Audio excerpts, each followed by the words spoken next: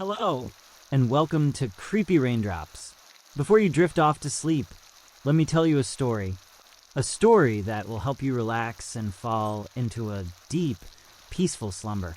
Sit or lie down comfortably, and let the world around you slowly fade away.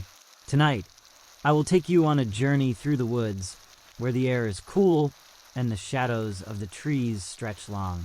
As you listen, let your mind relax, your body feel heavy, and all the noise in your head gradually fade away. Before we begin, I'd like to know, which city are you listening to this story from?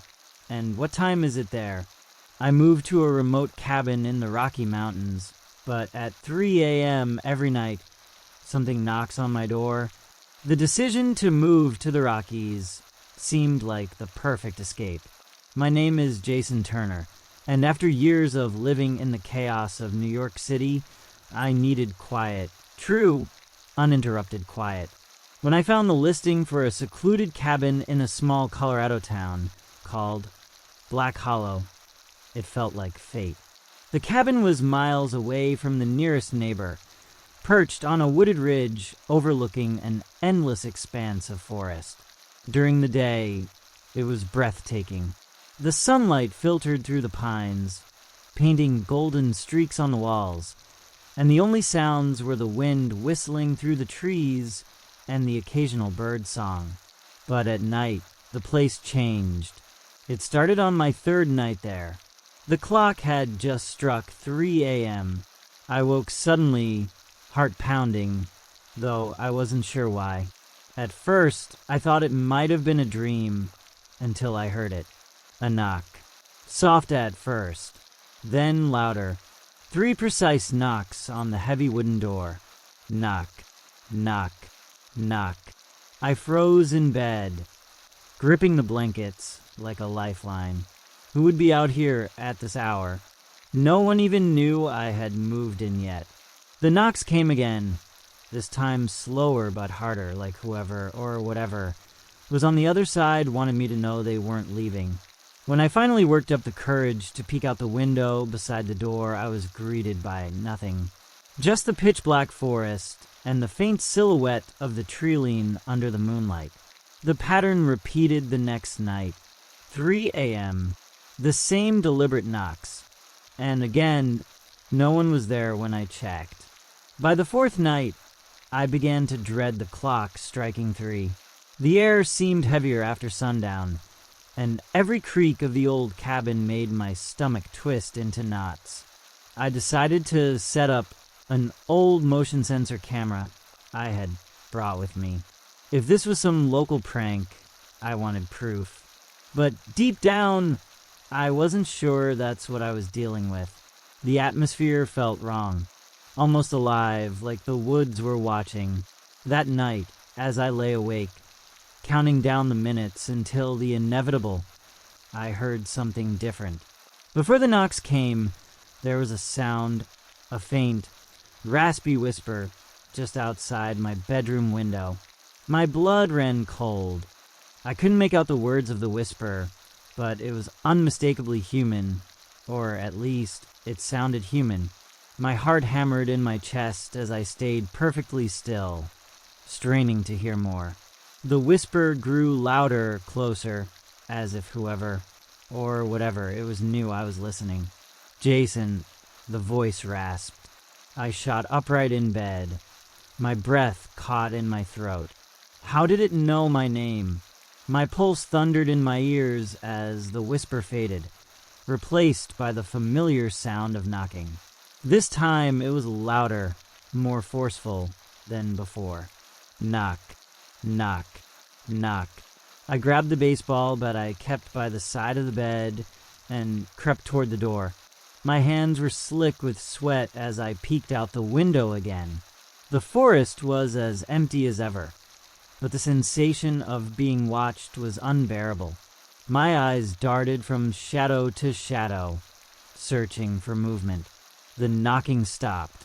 I stood there for what felt like hours, staring into the darkness, waiting for something to emerge, but nothing did.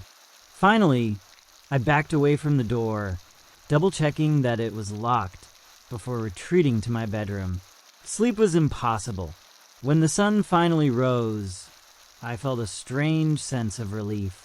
Daylight seemed to wash away the fear, as if whatever haunted the nights couldn't exist under the sun. But I couldn't shake the memory of that voice, my name spoken in a tone that was both familiar and utterly foreign. I checked the footage from the motion sensor camera, hoping for answers. The video showed the front porch bathed in moonlight, but nothing moved. Then, at exactly 3 a.m., the camera glitched. The screen went black for several seconds before returning to normal. When the feed came back, the porch was empty. I replayed the footage over and over, but it was the same every time.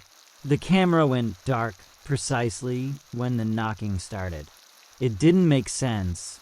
The following day, I drove into Black Hollow to ask about the cabin. The town was small, with a single main street lined with weathered brick buildings and a general store that doubled as the local gathering spot. The owner, a gray-haired man named Earl, squinted at me as I described my experiences. "That old place," he said, rubbing his chin. "You're braver than most, moving up there alone." "Why?" I asked, my stomach tightening. Earl leaned in closer, lowering his voice. "That cabin's got history. People around here say it's cursed. Folks who've stayed there always leave in a hurry. Some don't leave at all." My mouth went dry. "What happened to them?" He shrugged. "Depends on who you ask. Some say it's the land, it's old, older than this town. Others think it's something else. Something that doesn't take kindly to strangers." I pressed him for details, but he waved me off, muttering about minding his own business. It was clear he didn't want to talk about it anymore. As I left the store, an elderly woman sitting on a bench called out to me. "You should leave that place," she said, her voice trembling, "before it's too late." The unease that had taken root in my chest grew heavier as I returned to the cabin. That night, I decided to stay up and confront whatever or whoever was behind the knocking. I armed myself with the bat and a flashlight, determined not to be a victim. As the clock neared 3 a.m., the air in the cabin seemed to grow colder.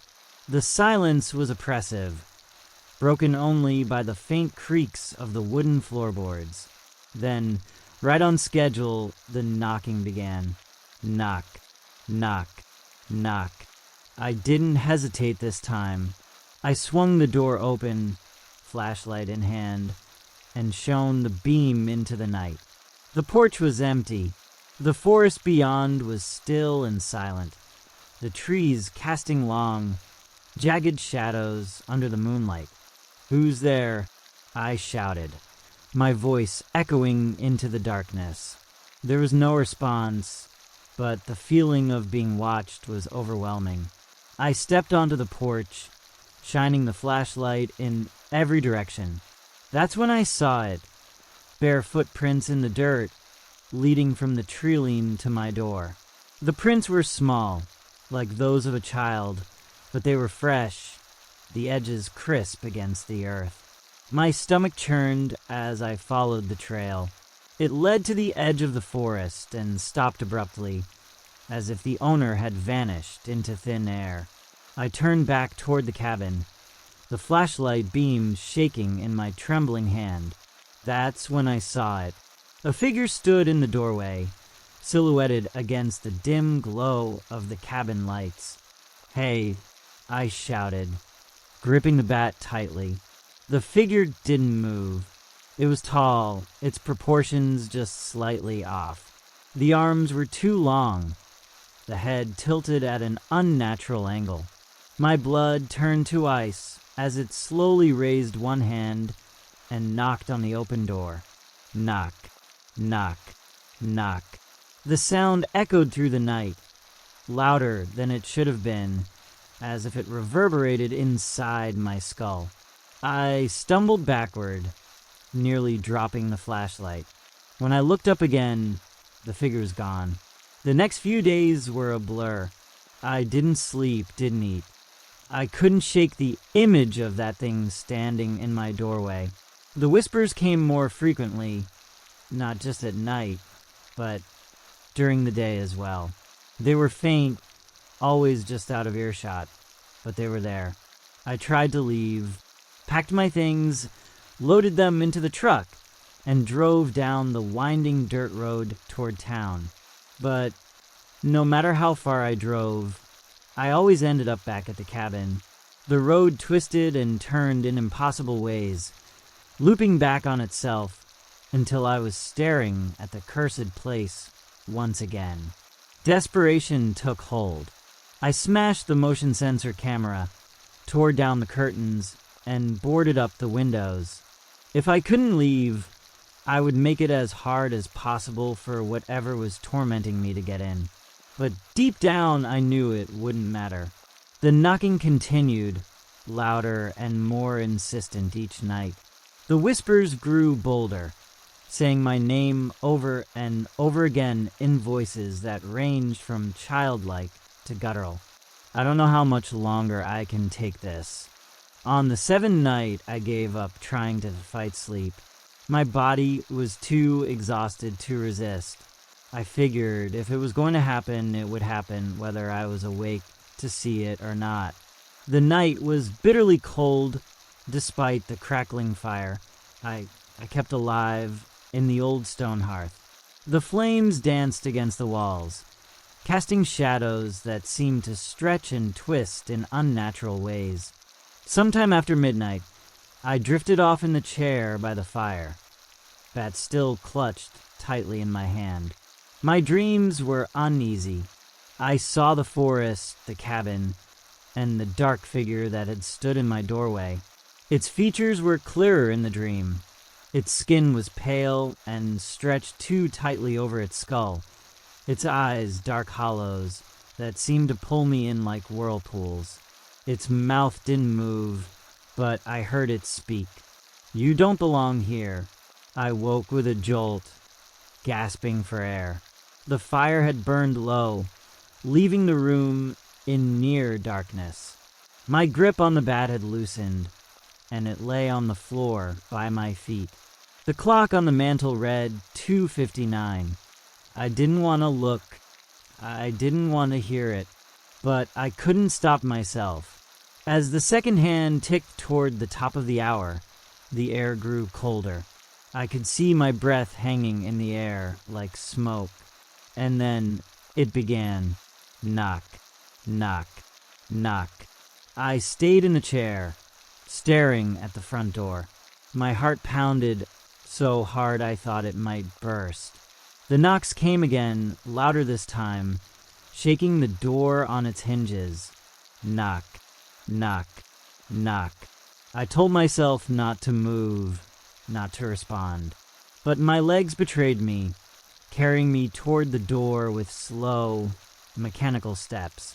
I reached for the handle, my hand trembling. When I opened it, the figure was there, standing just beyond the threshold.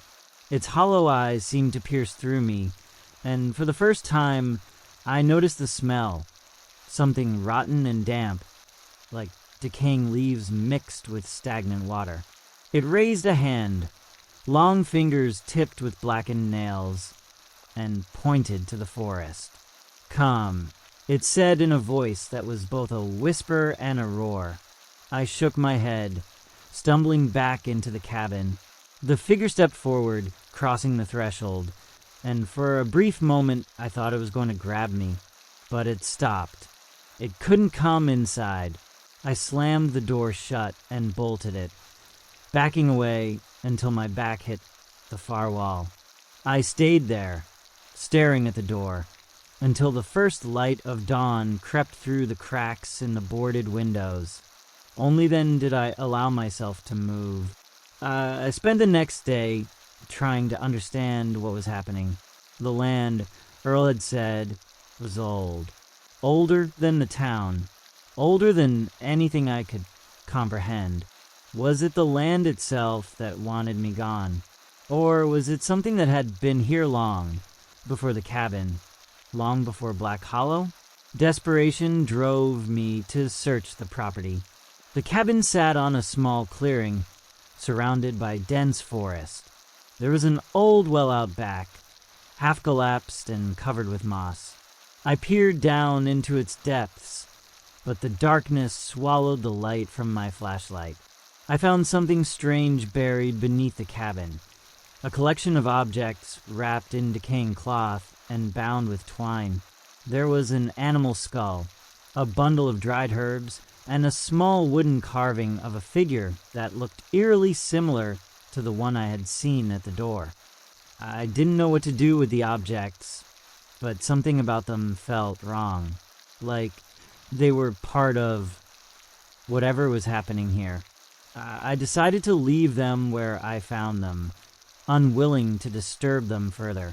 That night, the knocking didn't come. For the first time in over a week, the cabin was silent. I should have felt relieved, but the silence was worse than the knocks. It was heavy, oppressive, and alive with tension. I stayed awake, sitting in the same chair by the fire, waiting for something to happen. Around midnight, I heard the whispers again, faint and distant, like they were coming from deep in the forest. They grew louder as the night wore on, until it sounded like they were coming from all around the cabin. The voices were overlapping now, a chaotic chorus of tones, men, women, children. Then, a single voice rose above the others. "Jason," it called. I covered my ears, trying to block it out, but it was inside my head, reverberating through my skull. "Jason, come to us." I don't know what possessed me to do it, but I stood and walked to the door. My body felt like it wasn't my own, like I was being pulled by invisible strings. I opened the door and stepped out into the cold night. The forest was alive with sound. The whispers surrounded me, urging me forward. I followed them, my feet moving of their own accord. The moonlight illuminated the path ahead, but the trees cast long, claw-like shadows that seemed to reach for me. The trail led me to a clearing I hadn't seen before. In the center was a massive tree, its gnarled branches stretching high into the sky. The ground around it was bare, as if nothing dared grow near its roots. The whispers stopped, replaced by a deafening silence. Then, from behind the tree, the figure emerged. It was larger now, its form shifting and flickering like a shadow cast by an unseen flame. "You should not have come here," it said. Its voice was a low rumble, filled with anger and something else, something ancient and hungry. "What do you want from me?" I shouted, my voice shaking. The figure didn't answer. Instead, it raised a hand and pointed to the ground. The earth began to tremble, and a crack opened beneath the tree, releasing a foul stench that made my stomach churn. I stumbled backward, but the ground gave way beneath me, and I fell into the darkness. When I woke, I was back in the cabin, lying on the floor by the hearth. The fire was out, and the room was freezing. The objects I had found beneath the cabin were arranged in a circle around me, as if someone or something had placed them there. The knocking started again that night, louder and more insistent than ever. I don't think it's going to stop. I don't think I can stop it, and I don't think I'll survive another night. The knocking didn't stop that night. It grew louder, more frenzied, until it felt like the cabin itself was trembling under the force. The whispers returned, surrounding me, crawling into my ears no matter how tightly I pressed my hands against them. "You don't belong here," they said in unison, voices blending into one overwhelming roar.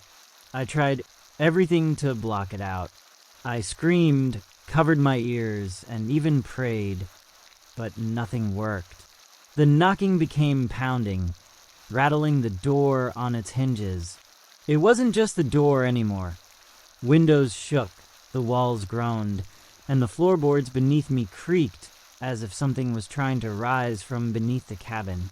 I knew I couldn't stay inside any longer.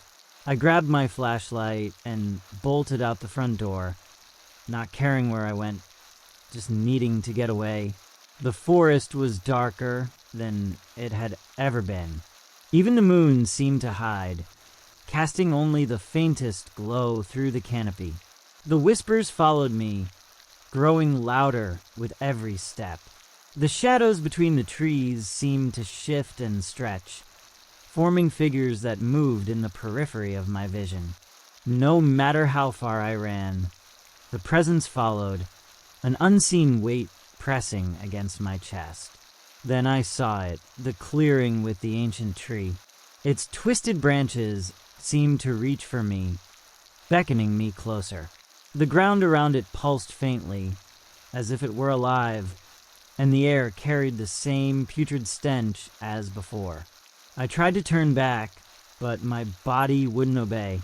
My legs carried me forward, step by step, until I was standing at the base of the tree.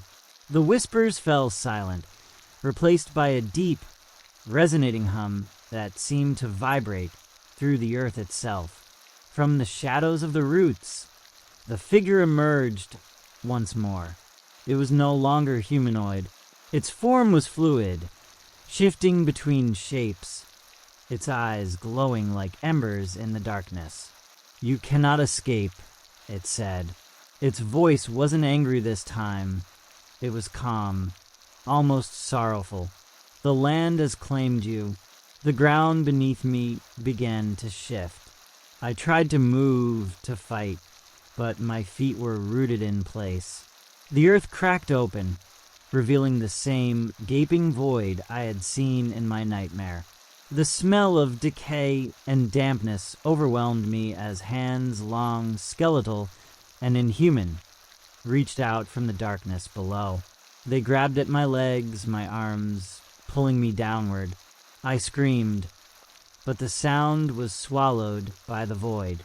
The last thing I saw was the figure standing over me, its face twisted into something that resembled a smile. "You were warned," it said. Then the darkness consumed me. When the townsfolk from Black Hollow ventured up to the cabin weeks later, they found it abandoned.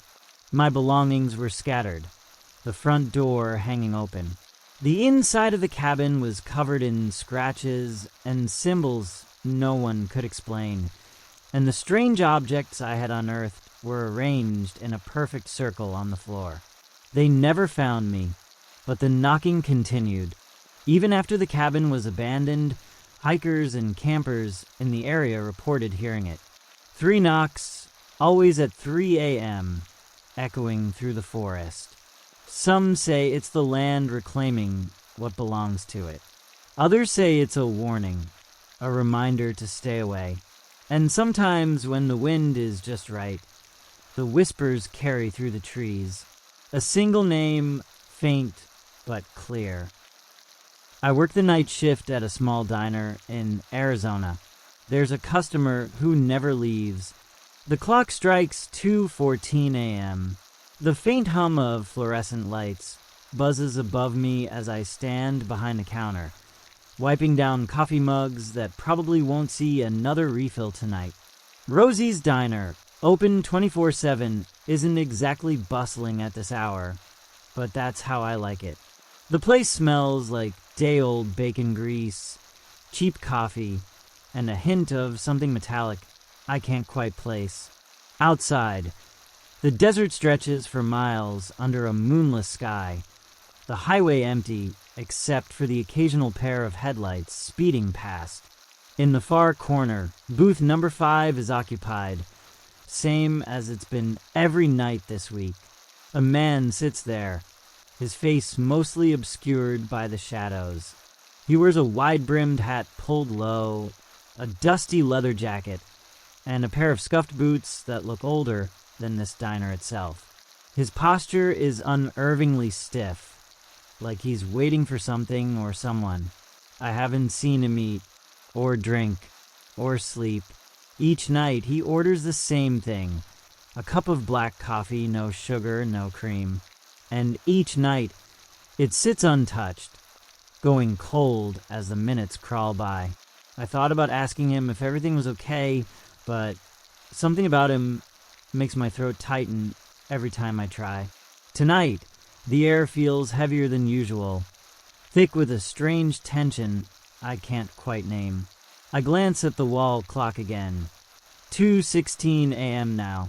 Just then, the bell above the door jingles, startling me. I whip my head around, but no one's there. Booth number 5 creaks as the man shifts in his seat. I don't know why, but I can feel his eyes on me, even though I'm not looking at him. A chill runs down my spine, and my grip tightens on the mug I'm holding. I don't think I can avoid him much longer. I stood frozen behind the counter, the faint jingling of the door's bell still echoing in my ears. The man in booth 5 hadn't moved much since the first time he showed up 3 nights ago, but tonight something felt different. I could feel it in the way the diner seemed to hold its breath. Even the old clock above the pie cabinet ticked slower, each sound like a hammer driving nails into the stillness. I took a deep breath, steadying myself. The diner was empty except for him, and the idea of approaching him sent a ripple of dread through my chest. But there was something I couldn't ignore anymore. I had to ask. Grabbing a pot of fresh coffee, I stepped out from behind the counter. My sneakers squeaked on the linoleum floor as I crossed the room, the sound unnaturally loud. Booth 5 was in the farthest corner, near the windows that overlooked the endless stretch of desert. The man didn't look up as I approached. "Top you off?" I asked, keeping my voice light, casual. He didn't answer. His hat cast a deep shadow over his face, but I could just barely make out the curve of his jaw. His skin was pale, almost waxy, and I noticed something strange. He wasn't breathing. Not visibly, at least. The cup of coffee in front of him was still full, just like it had been the past 3 nights. I set the pot down on the table, trying to fight the trembling in my hands. "Listen," I said, forcing a weak smile. "You've been here a while. Everything okay? Do you need anything?" He didn't respond, but his head tilted slightly, and for the first time I noticed his hands. They were resting on the table, fingers splayed unnaturally, the nails cracked and caked with something dark. Dirt? No, it looked darker than that. I took a step back, instinctively clutching the coffee pot like it could protect me. That's when he finally moved. Slowly, so slowly I could hear the leather of his jacket creak. He raised his head.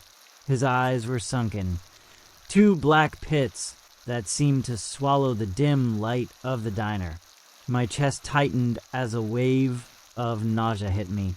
He opened his mouth, but no words came out. Just a low, guttural sound, like wind whistling through a narrow canyon.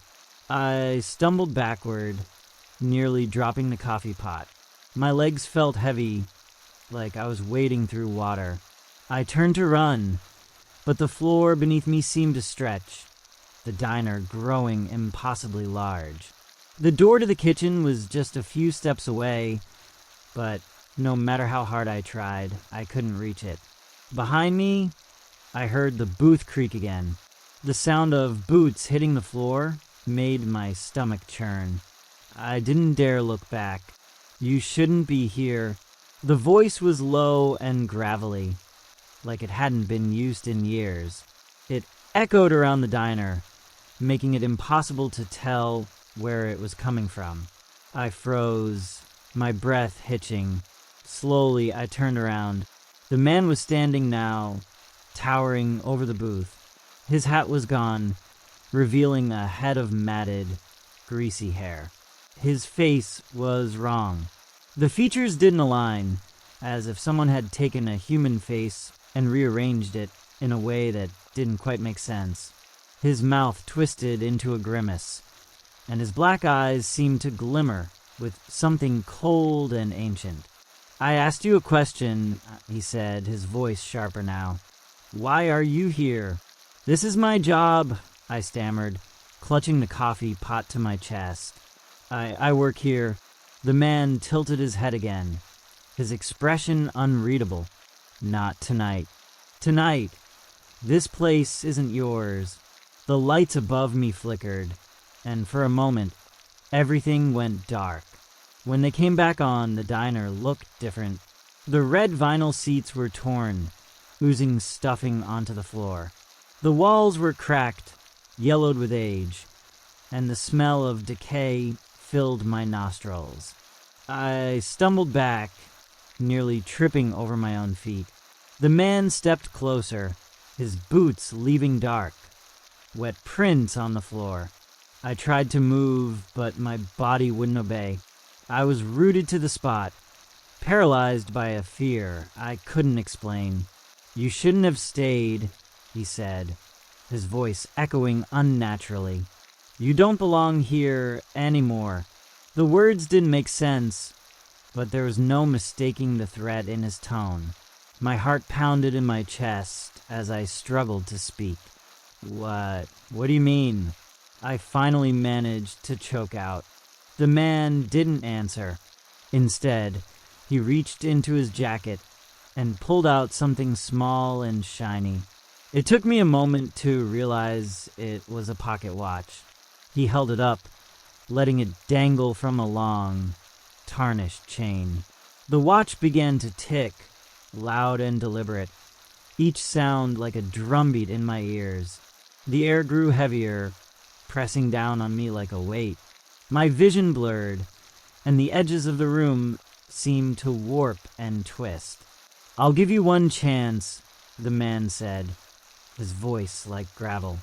"Leave now and don't come back. Or stay, and see what happens when the clock runs out."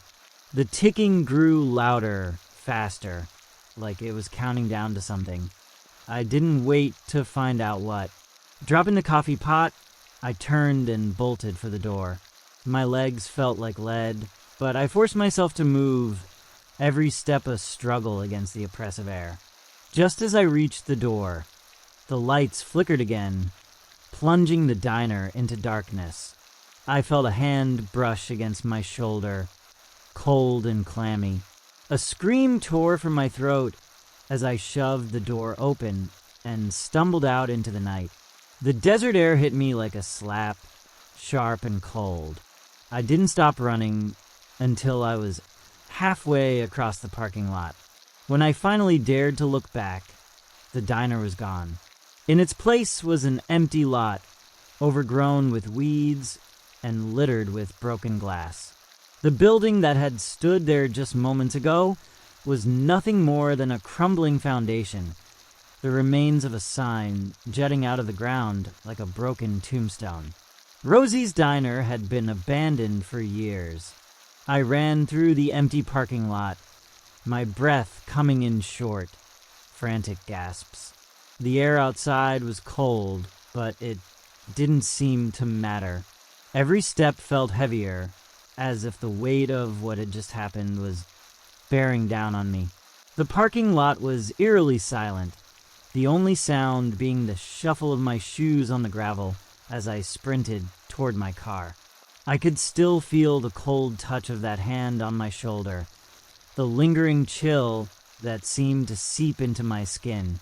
My heart was pounding so hard I could hear it in my ears, each beat like a warning.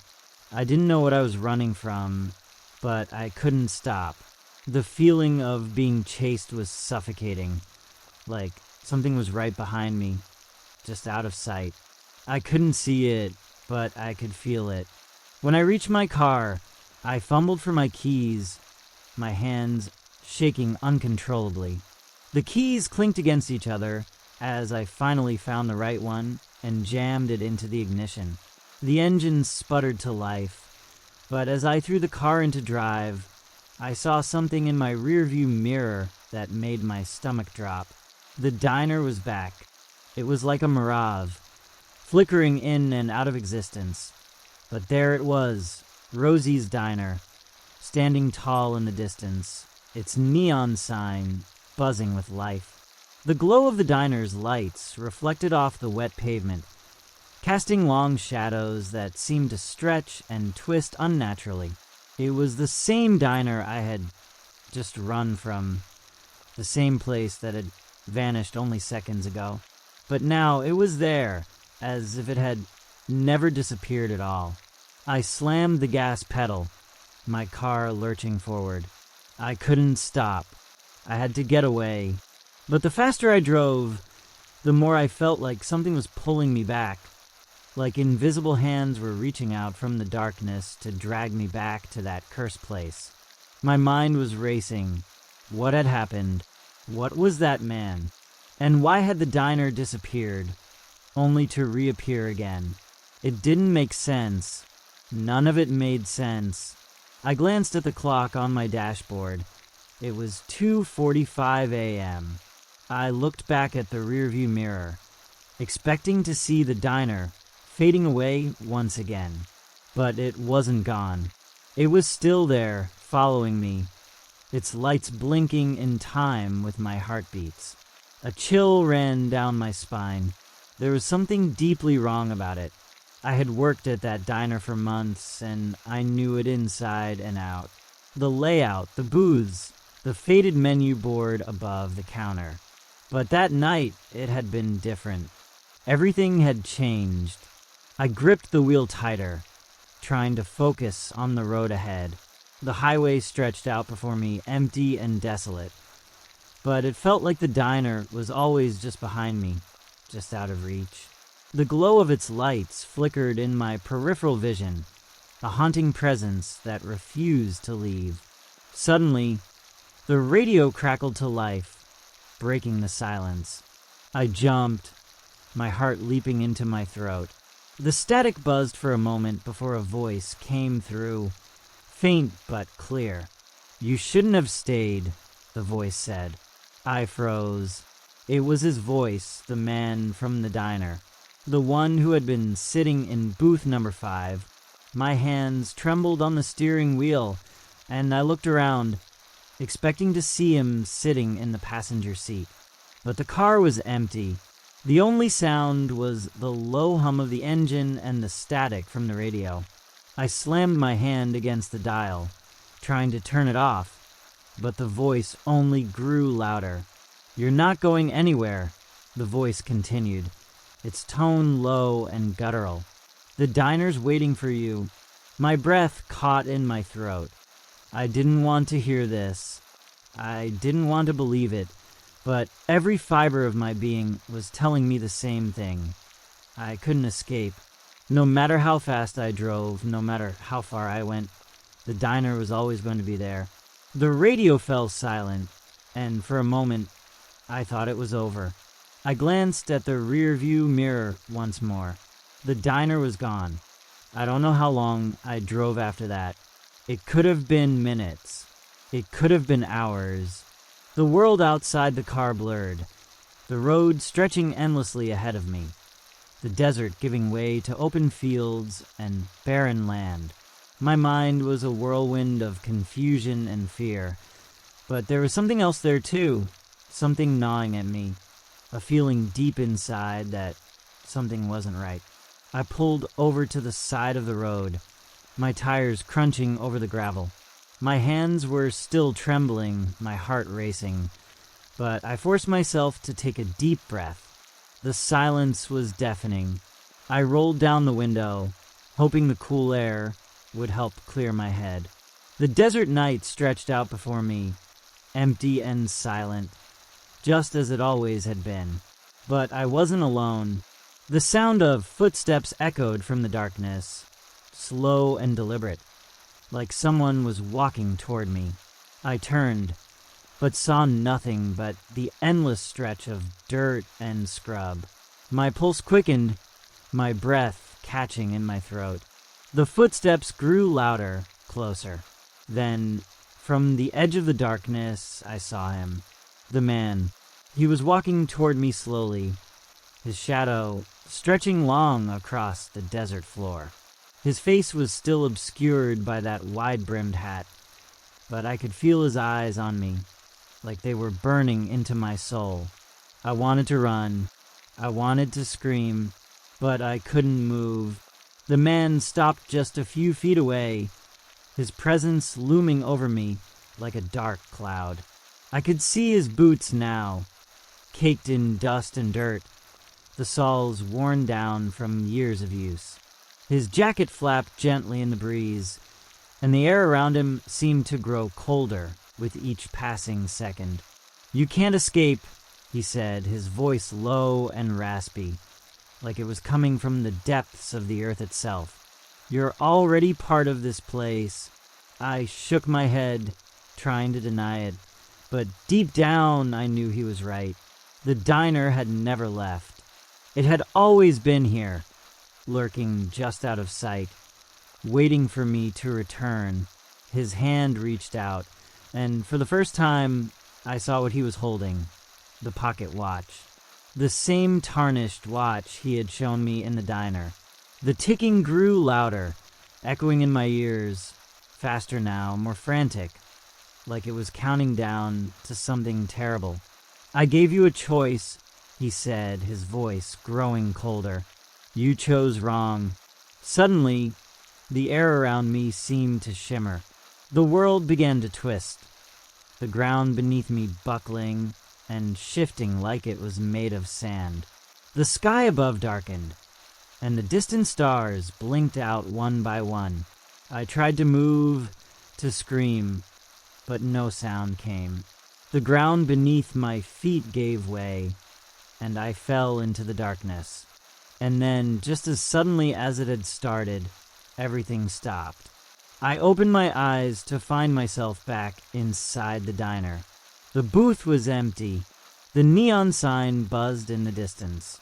The clock on the wall ticked slowly, its hands frozen at 2:45 a.m. I looked around, but there was no sign of the man. No footsteps, no whispers. It was just me, alone, or so I thought. From the corner of the room, I heard a voice. "You shouldn't have stayed," it said. I stood there, my body trembling, my mind struggling to process what had just happened. The diner, once so familiar, now felt like a cage, its walls closing in on me. The hum of the fluorescent lights was louder than ever, and the air was thick with an oppressive silence that felt suffocating. I wanted to run, to escape, but the door that should have been there was nowhere in sight. I turned around, scanning the room, half expecting to see the man in booth 5, waiting for me as he always had. But the booth was empty. The seat was perfectly still, the coffee cup untouched. The ticking of the clock seemed louder, faster now, as if mocking me. I wasn't alone. The voice echoed again, this time from every corner of the diner, as if it were coming from the walls themselves. "You shouldn't have stayed," it whispered, the words twisting in the air like a sinister melody. My eyes darted around the room. The diner seemed to shift just at the edges of my vision. The walls were cracked, the floor buckling under the weight of something heavy, something old. The familiar diner was slipping away, transforming into something darker, more twisted. I could feel the temperature dropping, the chill creeping in from the corners, and the realization hit me like a cold wave. I wasn't just inside the diner anymore. I was part of it. Suddenly I understood. I was never meant to leave. The diner had claimed me long, Before that first night, I'd stepped behind the counter. I wasn't just working the night shift. I had become part of its endless cycle, an unwelcome guest, doomed to stay in its shadow forever. As I reached for the door that wasn't there, a cold hand grasped my shoulder. My breath caught in my throat, my body frozen in place. I didn't need to turn around to know who it was. "You shouldn't have stayed," the man said again, his voice now behind me, his breath cold against my skin. The last thing I saw before the darkness swallowed me whole was his shadow, stretching across the floor, reaching out to claim me, just as it had claimed all those before me. And then, nothing the diner was quiet once more. I bought a cheap RV to travel across the country. I keep waking up in places I don't remember driving to, and it's only getting worse. It was the summer of 2024 when I, Mark Davis, a 31-year-old software engineer from San Diego, California, decided to take a break from the chaos of city life. I bought a used RV, not the best one, but cheap enough for a first-time road trip. I had been saving for months and wanted to spend the next few months driving across the country, seeing the sights, visiting national parks, and experiencing the wide open spaces of America. My plan was simple: leave California, make my way eastward through Arizona, Texas, and eventually up to the Northeast. I set out on a Tuesday morning, the sky clear and the sun rising over the Pacific. The first few days were blissful, with nothing but the hum of the engine and the occasional burst of wind rushing through the open windows. But by the third night, something strange began to happen. I woke up in the RV, parked by the side of a dirt road. I hadn't stopped there intentionally. I checked the map. I had no memory of driving past a single landmark that would have led me here. The place looked unfamiliar. There were old trees surrounding the area, and the air felt thick, almost oppressive. The last thing I remembered was driving through the outskirts of Albuquerque, New Mexico, just before sunset. I dismissed it as exhaustion from long hours on the road. Maybe I'd just driven without realizing it. But over the next few days, this feeling started to repeat itself.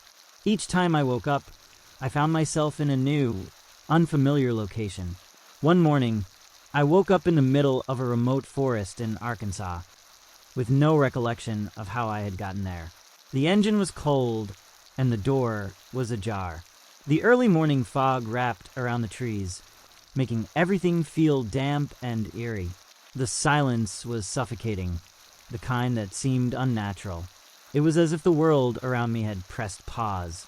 I checked my phone, no signal. My GPS was glitching. Something was off. I kept telling myself I was just overreacting.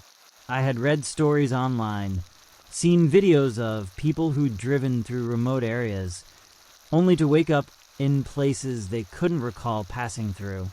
Maybe it was just the fatigue, or perhaps my brain was playing tricks on me. But the more I tried to shake off the eerie feeling that settled in the pit of my stomach, the harder it became to ignore. The next morning, I checked the engine, and everything seemed fine. The RV had started without any issues, and I had enough gas to get me to the next town. I drove on, hoping to get out of this weird stretch of road and into a more familiar part of the country. But no matter where I went, something felt wrong. The towns I passed through seemed off, like I had seen them before, but couldn't place when. They were small, quiet, with faded signs and rundown buildings. There were people, but no one seemed to look at me, and no one acknowledged the RV parked at the side of the road. It was as if I had stumbled into a place that had long been forgotten by the world. After a few days, I reached a small town in Missouri called Hillcrest. It looked charming at first, an old town square with cobblestone streets, a few shops selling handmade goods, and a small diner with an old neon sign. But when I pulled into the parking lot of the diner, something felt strange. There was a feeling in the air, a heaviness that hung over everything.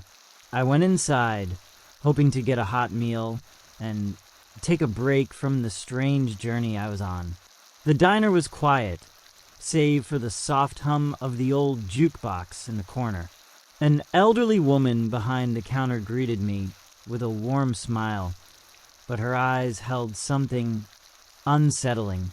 There was something in them that I couldn't place, an intensity, a knowing look, like she had seen me before. "Can I get you something to eat?" she asked, her voice soft and kind. I ordered a coffee and a plate of pancakes, trying to shake off the unease. The woman nodded and went to prepare my meal, but I couldn't stop glancing around the diner.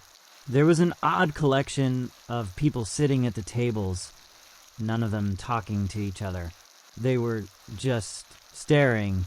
It wasn't until I took a sip of my coffee that I realized something truly strange was happening. The people weren't just staring at me, they were staring at my RV. I could see their eyes flicking toward the window, watching the vehicle as though it were some kind of rare creature. I tried to ignore it, but I couldn't. The hairs on the back of my neck stood up as I finished my meal and left a tip. As I walked out, I turned to give the woman one last look. She was standing at the counter watching me, her eyes still fixed on me. It was then that I saw the reflection in the window. My RV was parked in a different spot. I could have sworn it had been next to the diner when I went inside, but now it was across the street, parked in front of a small, crumbling building. I didn't remember driving there. I didn't even remember getting back into the RV. The door was slightly ajar, and the engine was running. With my heart pounding in my chest, I quickly got into the RV and started the engine. I wasn't sure if I was more terrified of the people in the diner or the RV itself. I slammed the gas pedal and drove away, determined to get out of Hillcrest. But as I left the town behind, the feeling only grew stronger. I felt like I was being followed, watched. I kept checking the rearview mirror, half expecting to see the same people from the diner, standing at the edge of the road, staring at me as I drove. It wasn't until I reached the outskirts of a town called Pine Grove, deep in the hills of Kentucky, that I finally pulled over to try and regain some clarity. I needed a break, needed to think. The whole situation was getting out of hand. I parked the RV in a small clearing just off the highway, hoping for some quiet time. The sun was beginning to set, casting long shadows across the landscape. I walked out of the RV and stretched, taking in the quiet forest that surrounded me. It felt like a safe place, calm, serene, the kind of place where you could forget about everything else. But as I stood there looking around, something caught my eye. In the distance, deep in the trees, I could make out a figure standing just outside the tree line. It was a man, or at least it looked like one. He was dressed in dark clothes, his face hidden in the shadows. He stood completely still, just watching. I froze, my heart pounding in my chest. The man didn't move. He didn't even seem to breathe. It was as if he was waiting for something. I slowly backed up toward the RV, trying not to make a sound. As I climbed back inside and locked the door, I couldn't help but feel a sense of dread creeping over me. I knew I had to leave, but I didn't know where to go. The world was starting to feel like a maze, and I was trapped in it. That night, as I tried to sleep, the nightmares started. I would wake up in the RV, but it wasn't the same place I had fallen asleep in. I would be in a different location, surrounded by trees or by a river, or sometimes by a desolate field. It felt like I was being moved while I slept, like someone or something was in control of where I went. It was the same feeling I had experienced when I first woke up in Arkansas. But this time, The figures in the distance weren't just watching, they were coming closer. The next day, I decided to take a different route, hoping to shake off the strange sensations. I drove for hours, my hands gripping the steering wheel so tightly my knuckles were white. But no matter how far I went, the sense of being pursued didn't go away. I felt like I was being drawn into something I couldn't understand. I decided to stop for the night in a town called Miller's Hollow. It was small, quiet, and looked like a place where I could finally rest without feeling like I was being hunted. But when I arrived, the town was empty. The streets were deserted, and the lights in the windows were off. It was as if everyone had vanished without a trace. I parked the RV in front of what seemed to be an old, abandoned motel. The neon sign flickered, casting an eerie glow across the dark parking lot. I decided to go inside and see if I could find anyone who could tell me what was going on.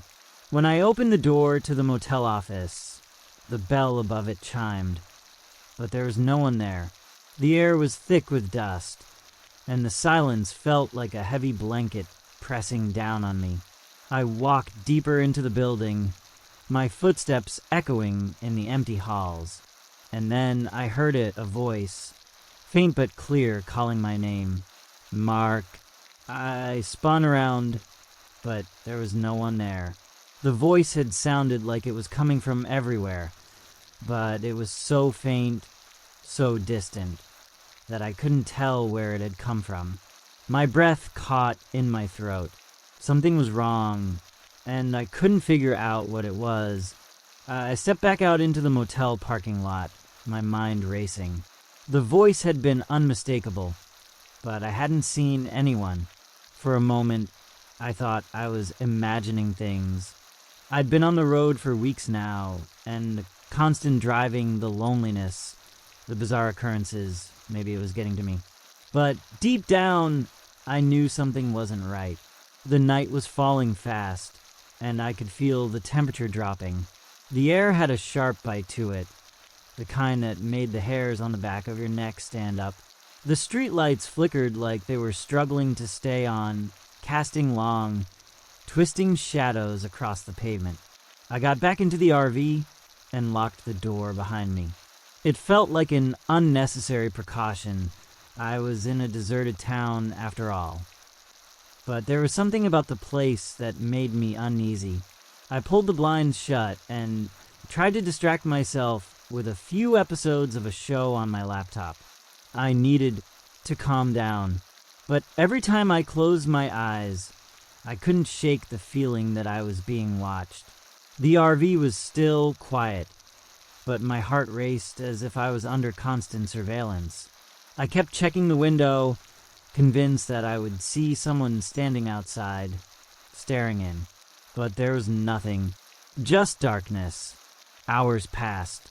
I'd fallen into a restless sleep when a loud bang shook the RV, waking me up with a start. I scrambled out of bed, heart pounding in my chest. It had come from the side of the RV, a noise so sudden and forceful that I thought someone had tried to break in.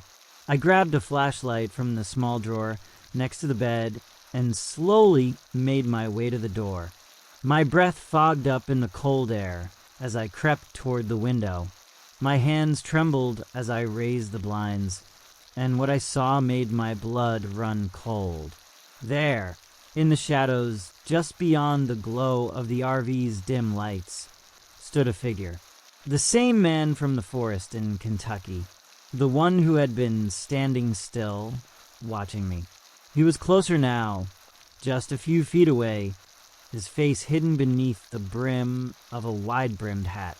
His clothes were dark, almost blending into the night, and his eyes, I couldn't see them, but I could feel them.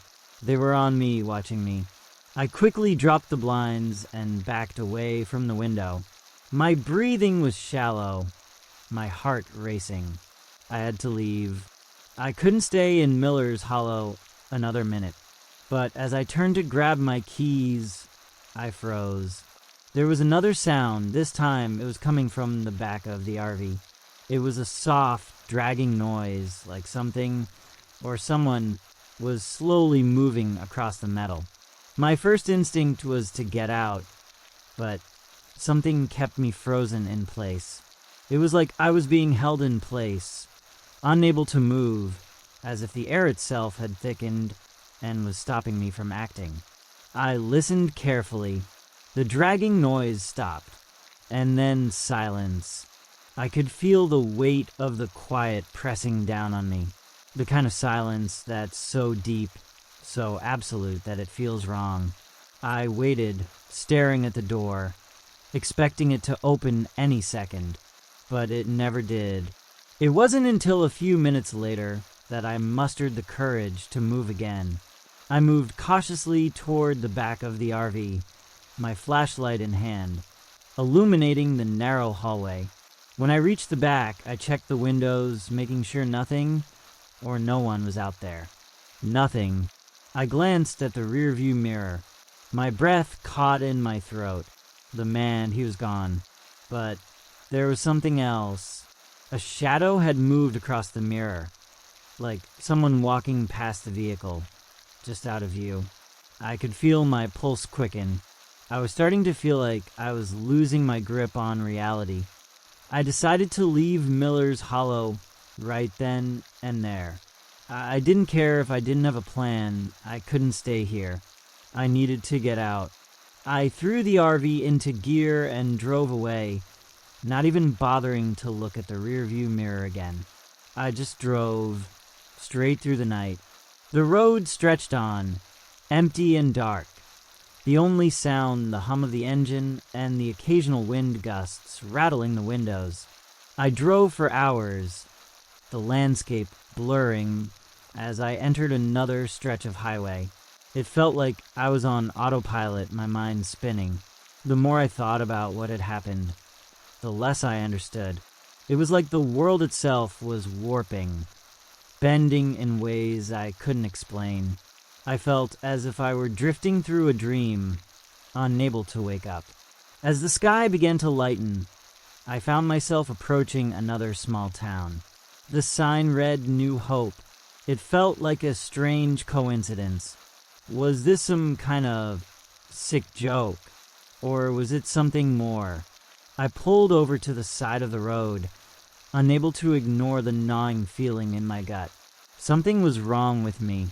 I had to admit it. The whole trip, the strange places, the strange people, maybe I was just unraveling. I needed help. But as I sat in the RV, the weight of everything crashing down on me, I couldn't bring myself to get out. It wasn't until I noticed the figure in the distance that I knew something was seriously wrong.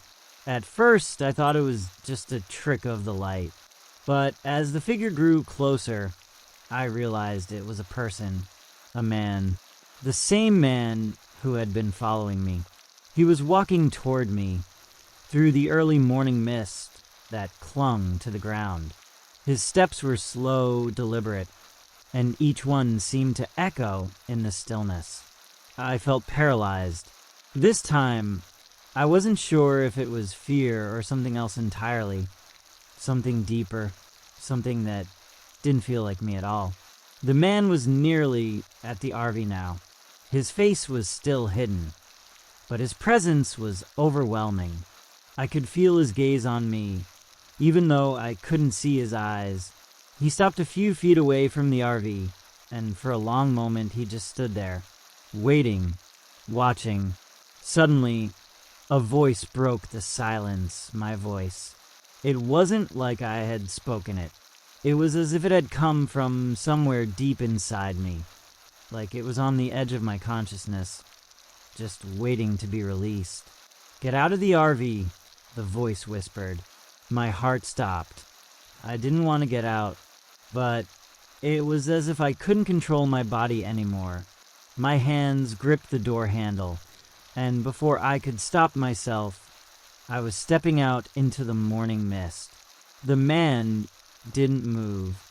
He didn't say anything, but somehow I knew what was going to happen next. I was going to follow him. Wherever he led me, I didn't have the strength to resist. I stepped into the fog, the world around me growing dimmer, quieter, as if I was slipping further away from reality. The man turned and began walking, his steps leading me down a narrow, hidden path. And as I followed, the air grew colder. The mist thickened, and I realized too late that there was no going back.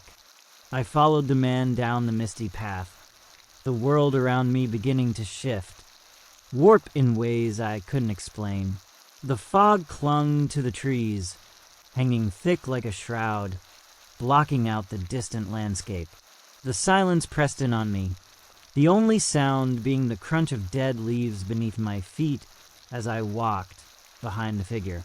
His pace was slow, steady, as if he was certain of where he was going, while I stumbled in his wake, unable to stop moving. The air felt different here, heavier, colder. It was as if the temperature had dropped several degrees in the past few minutes, and the weight of the atmosphere was pressing down on me, making every breath a struggle. I wanted to call out, to break the silence, but my voice was locked in my throat. The man had not turned once to look at me, but I could feel his presence in every step I took. The sensation of being watched was overwhelming. Eventually, the path narrowed and began to wind around dense trees, their twisted branches reaching out like skeletal hands. The fog seemed to grow thicker with each step, and I found myself disoriented, unable to tell how long I had been walking or where I was going. I tried to focus, to remember where the RV had been, but it felt as though the world was slipping away from me. Finally, after what felt like an eternity of walking through the fog, the figure stopped. He turned slowly to face me, but still, I could not see his face. The shadow of his hat and the fog obscured his features, and yet I could feel his eyes on me. There was a sense of familiarity to him, as though I had known him forever, yet I had no recollection of ever having met him before. He spoke, his voice low and gravelly, like a whisper carried by the wind. "Do you know where you are?"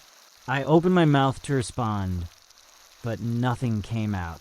I shook my head, trying to form the words, but the fog was swallowing them up before they could escape. I didn't know where I was. I didn't even know how I had gotten here. The man took a step forward, his presence overwhelming. "You are lost, Mark," he said, his voice cutting through the silence like a knife. "But it's not just the road that has led you here. It's something else." The words echoed in my mind, the meaning twisting and turning like a puzzle I couldn't solve. "What do you mean?" I asked, finally able to speak. He reached up slowly, pulling his hat off his head. As he did, I expected to see a face, any face, but there was nothing. Just darkness. It was as though the space beneath his hat was an endless void, a black hole that swallowed all light. I froze, my heart hammering in my chest. This wasn't possible. I had seen him before. I had heard his voice, but now there was nothing. It was like staring into the abyss itself. My knees went weak, and I stumbled backward, my body trembling in fear. "You're not alone here, Mark," the man's voice rang out again, this time deeper, more menacing. "You're never alone, and you never will be." I turned to run, panic surging through my veins, but my legs wouldn't cooperate. It was as though the ground beneath me had become soft, treacherous, like quicksand. With every step I took, I sank deeper into the earth, the mist closing in around me. I reached out, desperate to grab hold of something, anything, but there was nothing to grasp. The fog had swallowed everything. Suddenly, I felt a hand on my shoulder, cold as ice. I jerked around, but there was no one there. The pressure of the hand remained, as if something invisible was holding me in place. "Why are you running, Mark?" the voice whispered in my ear, sending a chill down my spine. "You wanted this. You chose it," I gasped, trying to break free, but the grip tightened. "I didn't choose this," I shouted, my voice hoarse with panic. "I just wanted to leave. I wanted to get away from all of this." The figure's voice grew quieter, almost soothing. "It's too late for that now." The fog thickened around me, and I could feel the ground beneath me shift, changing, pulling me in different directions. The trees seemed to stretch and contort, their branches clawing at the air, like the hands of something ancient. I looked around frantically, trying to find a way out, but there was none. I was trapped, caught in the grip of whatever this place was. The man's voice rang out again, but this time it wasn't just a whisper. It was a chorus, hundreds of voices layered over one another, all saying the same thing. "You can't leave, Mark. You're already here." The fog began to swirl, faster and faster, until the world around me became a blur. I reached out, trying to steady myself, but the mist was pulling me in every direction. My head spun, and my vision blurred, the ground beneath me shifting and warping. And then I woke up. The RV was still. The engine was off. The sun was setting outside the window, casting a dim orange glow across the interior. I was lying in my bed, sweat coating my skin, my breath ragged as if I had just run a marathon.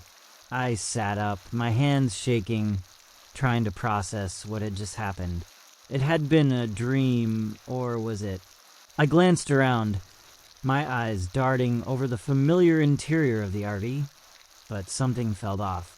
The air was still heavy with an unshakable tension, like something was lurking just beyond my vision, just beyond the edge of reality.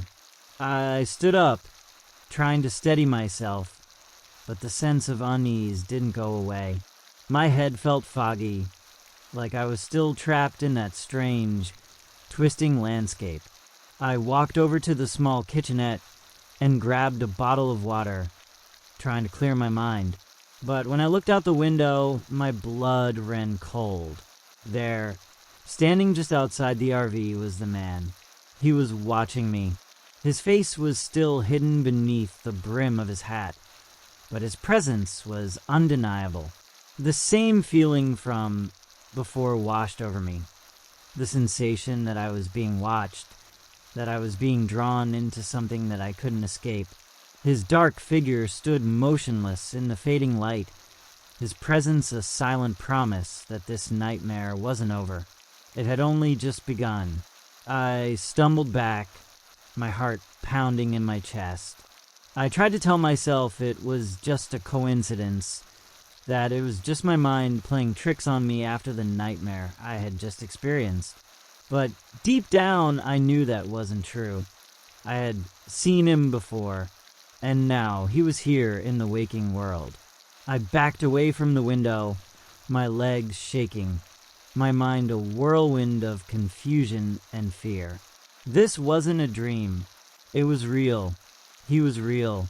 But as I turned to flee, the figure outside moved. Slowly, deliberately, he began to walk toward the RV. I had no choice. I had to run. I had to get away before it was too late. I grabbed my keys, my hands still trembling, and rushed out of the RV, desperate to start the engine. But when I reached the door and turned the handle, I froze. The door was locked from the outside. I stood frozen, my hand gripping the door handle, heart racing. The world outside felt impossibly still, as though it was holding its breath, waiting for something to happen. I had to get out. I had to escape. But the door wouldn't open. It was locked from the outside. I felt my pulse pounding in my ears, and panic surged through me like an electric current. My thoughts scrambled. Was I locked in? Was he somehow controlling me? Controlling the RV? My mind reeled with the implications. With a deep breath, I pulled back from the door, my body trembling. I glanced around the interior of the RV looking for anything that could help me get out. But the walls felt suffocating. The air, heavy with fear, seemed to close in on me. The low hum of the RV's engine was the only sound in the silence, and it only seemed to make the tension worse. I quickly checked the windows, all of them sealed tight, the fog now creeping in around the edges of the glass. It was as if the world outside was encroaching slowly but surely, like it was trying to suffocate me. I had no idea how long I had been standing there, frozen in terror. Then I heard it, a slow, rhythmic tapping on the side of the RV just outside the window. The sound was faint at first, like fingers lightly drumming on the metal, but it grew louder and more insistent with each passing second. I turned to look at the window, my breath catching in my throat. The figure was there, just beyond the fog, closer now, his presence even more menacing. But this time he wasn't standing still. This time he was moving, slowly, deliberately. His figure seemed to blur and shift with the fog, and for a moment I thought my eyes were playing tricks on me. But no, he was real. He was there, right outside the RV. I backed away from the window, my body shaking uncontrollably. I needed to get away, but where would I go? This place, this nightmare, it wasn't just a dream. It was real. The feeling of being trapped, of being watched. It was consuming me. I had nowhere to turn. My mind raced as I paced around the small space, looking for anything that could help me escape. But there was nothing. The RV felt like a prison. I could hear the man's footsteps now, faint at first, but growing louder. He was getting closer. I grabbed my phone from the counter, my hands slick with sweat. I tried to call for help, but the screen was frozen. Nothing was working. The signal had to be dead. My mind flashed back to the place I had been earlier, the small town where I had stopped, the place where it all seemed to start. It couldn't have been a coincidence. I couldn't shake the feeling that I was being drawn into something much bigger than I had realized. My breath was coming faster now, panic flooding my system. I couldn't keep standing still. I had to do something. I turned and bolted toward the back door, pulling the handle with all my strength. It didn't budge. The same heavy, suffocating lock. I had no way out. My hands were trembling, my body drenched in sweat. I stumbled backward in horror, the realization crashing over me like a wave. It was like the RV had turned into a trap, and I was the prey. The man, he was part of it. The fog, the strange occurrences, they were all connected, and I was stuck in the middle of it. I ran to the front of the RV, desperate for any sign of escape. I opened the driver's side door and jumped out, my feet hitting the ground with a thud. The air was thick with the scent of earth and dampness, the fog swirling around my legs as if it were alive. I didn't know where I was running, but I couldn't stand to be inside that RV anymore. I had to get away from him. But just as I started to run, I heard the tapping again. This time it was louder, closer. I didn't dare turn around. I had to keep running. My legs felt like lead, but I pushed myself forward, my breath coming in ragged gasps. The fog seemed to thicken with every step, pressing in from all sides. I could barely see ahead of me. The trees around me were twisted and deformed, their branches reaching out like fingers, as if trying to grab hold of me. I stumbled and tripped over roots, my hands scraping against the rough earth as I fought to stay on my feet. The sounds of the forest, strange and distant, echoed around me, and I couldn't tell if they were real or if my mind was playing tricks on me. Finally, after what felt like an eternity, I stopped. I stood in a small clearing, gasping for breath, my heart pounding in my chest. The fog was still everywhere, but there was no sign of the man. I was alone, or so I thought, and then I heard it. The sound of a voice, faint but unmistakable, coming from somewhere in the fog. It wasn't a man's voice, but it was just as unsettling. Mark. The voice called my name again, and I froze. I knew that voice. It was mine, but it wasn't coming from me. I whipped around, scanning the clearing, but there was nothing there. Only fog, twisting and swirling. Mark. I stumbled backward, my breath catching in my throat. It was impossible. The voice was getting closer, but there was no one in sight. My mind was racing. What was happening? How was this possible? Suddenly, something grabbed my arm, pulling me violently to the ground. I screamed, but no sound came out. My body was paralyzed, my limbs frozen in place, as if something was holding me down. I couldn't move. I couldn't breathe. And then I saw it. From the thick fog, a figure emerged. It was him, the man. But this time, he wasn't alone. There were others, more figures, each one as shadowy and indistinct as he was. They moved together, slowly, with a purpose. I wanted to scream, to fight, to escape, but I couldn't move. I could only watch as they circled around me, their faces hidden, their bodies swaying in the fog like ghosts. The man stepped closer, his presence suffocating. His voice, calm and chilling, broke through the silence. You can never leave, Mark. You've always been here, and you always will be. I felt a coldness settle deep in my bones, the truth of his words sinking in. My mind reeled. It didn't make sense. How could this be real? How could I have been trapped in this nightmare? And then it hit me.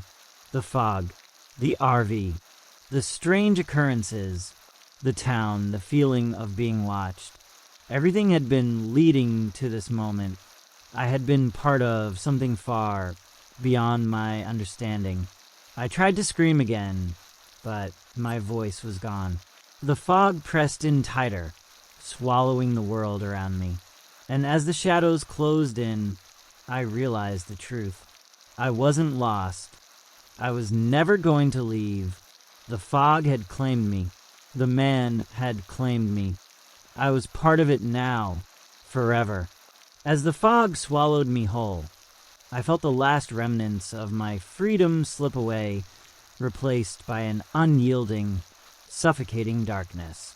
The figures gathered around me, their shapes growing ever more indistinct, their presence overwhelming. The coldness in the air was no longer just a chill. It was a weight pressing in on my chest, squeezing out the last breath of resistance I had. The man stood before me, his shadowy form stretching into the void, his voice the final thing I heard before everything faded into nothing. "You will never leave," he whispered, his voice more a part of the silence than something spoken. And then there was nothing. The fog had taken me, just as it had taken so many before. I was part of the endless cycle, a prisoner in a place beyond time and memory, trapped with the others who had wandered too far, too deep. The world outside the fog was lost to me now, forever. And so, the story ends. One more soul claimed by the mist, another voice swallowed by the darkness. Thank you for staying with me through this journey into the unknown. I hope this story gave you chills and kept you on the edge of your seat. Now, as the night settles in, may you find peace and rest. May your dreams be gentle and free from fear.